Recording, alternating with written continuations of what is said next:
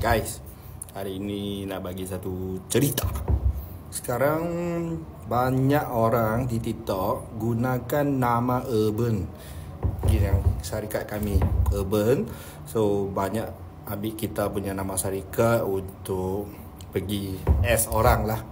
So okay, macam saya beritahu guys, kita punya cara, kita akan message reply, lepas tu minta dokumen, and then lulus tak lulus kita akan bagi tahu.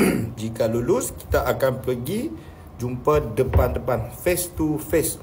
Bila korang nak apply, itu siapa-siapa yang agent ke apakah minta duit, korang jangan, walaupun 1 sen, 1 ringgit, jangan bayar. Sebab this few day sudah 2 case. Satu adalah Singapura, gunakan nama kita tapi link dia masuk number Singapura.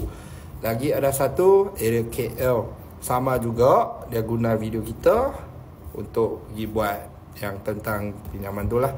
So bila orang ada apply loan di TikTok ke, itu admin suruh bayar dulu, buka akaun ke, skor ke 300 tu jangan bayar.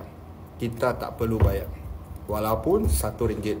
Okay, kita WhatsApp semua, okay, dia semua okay, dokumen ambil, okay, kita akan pergi you punya depan, muka sama depan you, bagi tahu lulus berapa semua, kita akan bagi tahu.